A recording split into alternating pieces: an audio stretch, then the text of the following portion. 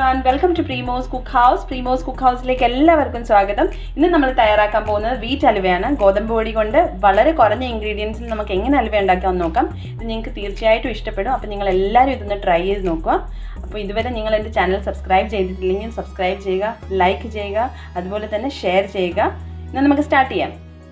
Wheat floor halwa ഉണ്ടാക്കാൻ വേണ്ടി നമുക്ക് എന്തൊക്കെ ഇൻഗ്രീഡിയൻസ് ആണെന്ന് നോക്കാം. അപ്പോൾ ഞാൻ ഇവിടെ ഒരു ബൗൾ നിറച്ച് ഗോതമ്പ് പൊടി എടുത്തിട്ടുണ്ട്. ആ സെയിം ബൗളിൽ തന്നെ നിറച്ച് നെയ്യ് എടുത്തിട്ടുണ്ട്.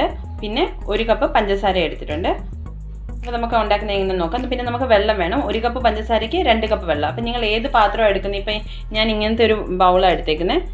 ഈ ബൗൾ നിറച്ച് ഞാൻ ഗോതമ്പ് പൊടി എടുത്തു. ആ അളവിൽ തന്നെ നെയ്യും ആ അളവിൽ തന്നെ ഞാൻ പഞ്ചസാര എടുത്തിട്ടുണ്ട്. അപ്പം നമ്മൾ ആ ഒരു ബൗൾ പഞ്ചസാര എടുക്കുമ്പോൾ 2 ബൗൾ വെള്ളം എടുക്കണം. ഞാനിവിടെ ഹൽവ ഉണ്ടാക്കാൻ വേണ്ടി ഗ്യാസ് ഓൺ ചെയ്തിട്ട് ഒരു പാത്രം വെച്ച് കൊടുത്തിട്ടുണ്ട്. ഇനി നമുക്ക് അതിനകത്തേക്ക് പഞ്ചസാര ഇട്ട് കൊടുക്കാം. നേരത്തെ എടുത്ത് തന്നെ ഒരു ബൗൾ പഞ്ചസാര ഇട്ട് കൊടുക്കാം.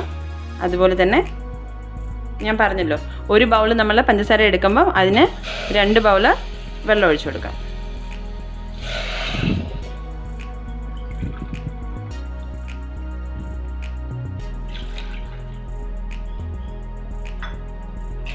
ഇനി അത് നല്ല പോണക്ക് ഒന്ന് ഇളക്കി കൊടുക്കാം. പഞ്ചസാര അലിയുന്നിടം വരെ പഞ്ചസാര അലിഞ്ഞ് കഴിഞ്ഞ് ഒന്ന് തിളയ്ക്കുമ്പോൾ നമുക്ക് ഗ്യാസ് ഓഫ് ചെയ്ത് കൊടുക്കാം. നിങ്ങൾക്ക് കാണാം പഞ്ചസാര നല്ലവണ്ണം കലിഞ്ഞു തുടങ്ങിയിട്ടുണ്ട്. മൊത്തത്തിൽ പഞ്ചസാര അലിഞ്ഞു. ഇനി നമുക്കൊന്ന് ബോയിൽ ആവുന്നിടം വരെ വെയിറ്റ് ചെയ്യാം. ശരിക്കൊന്ന് ബോയിൽ ആവുമ്പം ഗ്യാസ് ഓഫ് ചെയ്യുക. എന്നിട്ട് അതേ തന്നെ നമുക്ക് ഗോതമ്പ് പൊടി നെയ്ക്കകത്തിട്ട് വറുത്തെടുക്കാം.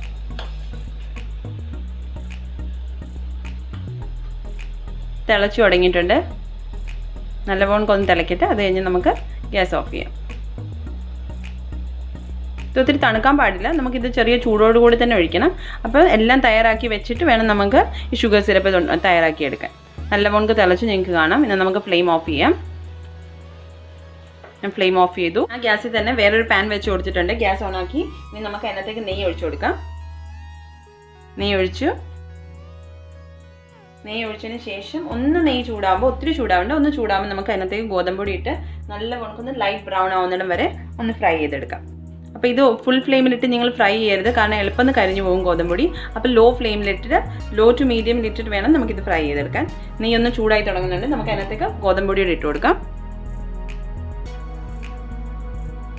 ഗോതമ്പ് പൊടി ഇട്ട് കൊടുത്തിട്ടുണ്ട്. ഇനി ഗോതമ്പ് പൊടി ഇട്ടതിന് ശേഷം നമുക്ക് നല്ലവണ്ണം മിക്സ് ആക്കി കൊടുക്കുക.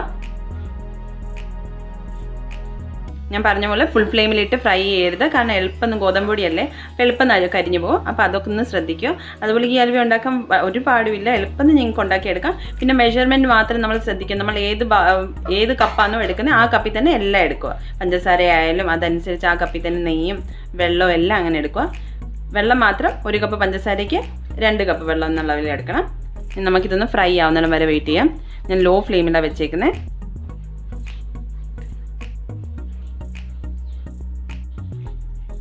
നമ്മുടെ ഗോതമ്പ് പൊടി ചെറുതായിട്ട് ഇങ്ങനെ ഫ്രൈ ആയി വരുന്നുണ്ട്. നിങ്ങൾക്ക് ഇങ്ങനെ കാണാം ബബിൾസ് ഒക്കെ വരുന്നതായിട്ട്. അപ്പോൾ കണ്ടിന്യൂസ്ലി മിക്സ് ചെയ്തുകൊണ്ടിരിക്കുക. ഇതിട്ടിട്ട് വേറെ ഒരു പണിക്കും പോകരുത്. അപ്പോൾ നമ്മുടെ ഗോതമ്പ് പൊടി എളുപ്പം കരിഞ്ഞു പോകും.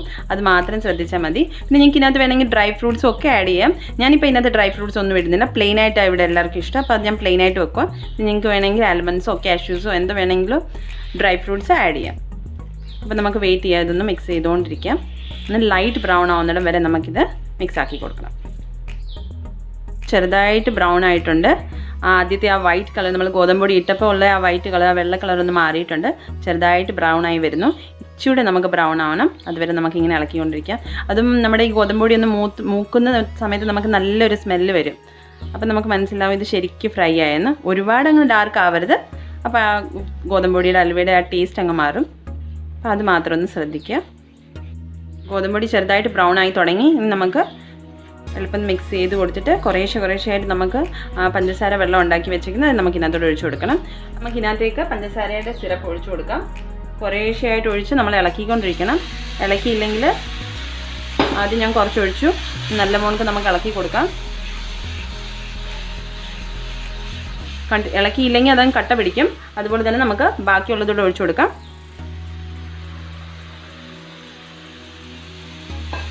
എന്നിട്ട് നല്ല മോൾക്ക് ഇളക്കി കൊടുക്കാം.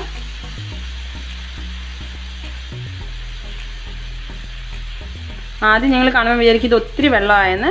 ഇല്ല, അത് ഇളക്കി കൊടുക്കുമ്പം അത് തിക്കായിക്കോളും. നല്ല മോൾക്ക് ഇങ്ങനെ മിക്സ് ആക്കി കൊടുക്കണം. സൈഡിൽ കൂടെയും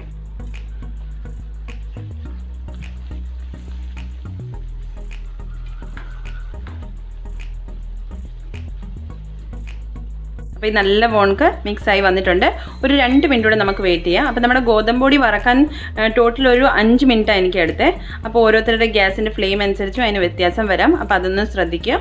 എനിക്ക് 5 മിനിറ്റ് എടുത്തു. ചിലപ്പോൾ നിങ്ങൾക്ക് അതിൽ കുറവായിരിക്കും, ചിലപ്പോൾ അതിൽ കൂടുതലും ആകാം. അപ്പോൾ അതൊക്കെ ശ്രദ്ധിച്ച് ചെയ്യുക.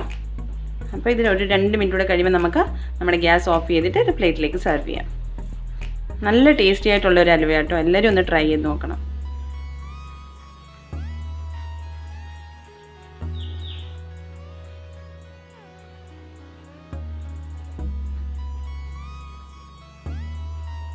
ഇതിന് ശേഷം നമ്മുടെ അലുവ ഇവിടെ റെഡി ആയിട്ടുണ്ട്. അപ്പം ഞാൻ ഗ്യാസിൻ്റെ ഫ്ലെയിം ഓഫ് ചെയ്യാം. ഇനി നമുക്കിതൊരു പ്ലേറ്റിലേക്ക് മാറ്റാം. നമ്മുടെ വീറ്റ് അലുവ ഇവിടെ റെഡി ആയിട്ടുണ്ട്. അപ്പം നിങ്ങൾ എല്ലാവരും ഇതൊന്ന് ട്രൈ ചെയ്ത് നോക്കുക. നിങ്ങൾക്ക് തീർച്ചയായിട്ടും ഇഷ്ടപ്പെടും.